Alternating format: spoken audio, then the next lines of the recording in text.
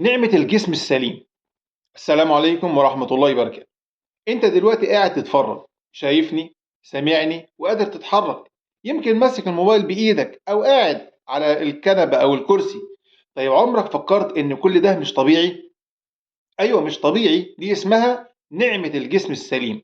في ناس كانت زيك بالظبط كده سليمة وجسمها جميل، وفجأة حاجة واحدة بس في جسمها اتغيرت وحياتها كلها اتغيرت. احنا متعودين على جسمنا لدرجة اننا مش شايفينه من النعم. عينينا شغالة عادي، ايدينا تتحرك عادي، رجلينا شايلانة عادي، كل حاجة عادي. لحد ما حاجة واحدة بس هتتأثر، ساعتها هتعرف ان ولا حاجة كانت عادي. اتخيل معايا كده لو ايدك دي بطلت تتحرك، هتعرف تاكل؟ هتعرف تكتب؟ هتعرف تلبس؟ هتعرف تشتغل؟ تخيل بقى لو رجليك ما بقتش شايلاك، كل مشوار هيبقى معاناة. تخيل لو عينك ما بقتش شايفة، الدنيا كلها هتسود في وشك. كل ده وانت عندك النعم دي ومش واخد بالك منها. خليني احكي لك قصة حقيقية حصلت.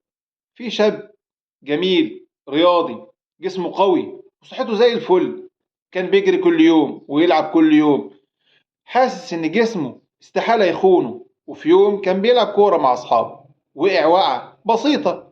الناس كلها قالت يا عم عادي، قوم يا عم، ده حاجة بسيطة. لكن هو ما قامش، راح المستشفى، عمل فحوصات. الدكتور قال له جملة غيرت حياته. قال له احتمال يكون عندك إصابة في العمود الفقري، وفي احتمال كبير ما تقدرش تمشي تاني. اوبا! الشاب بقى ايه، ما صدقش. قال ازاي؟ ده انا كنت بجري امبارح، لسه بجري من شويه. لكن الحقيقة كانت أقوى. عدت شهور والشاب بقى على كرسي متحرك.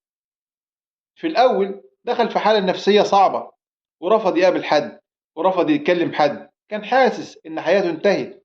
لكن بعد فترة بدأ يتغير، بدأ يشكر ربنا على الحاجات اللي فاضلة، على حاجات عمره ما كان بيشوفها.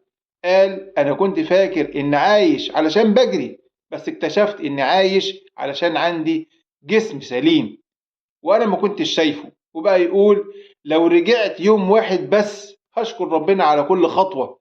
السؤال بقى دلوقتي ليك، انت مستني ايه علشان تحس بالنعمة دي؟ مستني تخسرها ولا تحس بيها وهي لسه عندك؟ الجسم ده مش مجرد شكل، ده نظام معقد جدا شغال في صمت وهو ساكت. قلبك شغال، الرئة شغالة، أعصابك شغالة، عضلاتك شغالة، كلهم بيخدموا عليك من غير ما تطلب، علشان ربنا أذن ليهم بكده، بس أنت مش شايف ده. الجزء الإيماني في الموضوع، ربنا اداك نعمة عظيمة، جسم سليم، مش علشان تستهلكه وبس، لكن علشان تعبد ربنا وتسعى في الخير وتساعد غيرك قدر المستطاع. الخلاصة، انت مش محتاج تبقى غني ولا ناجح علشان تبقى في نعمة. انت حاليا في نعمة لمجرد ان جسمك سليم.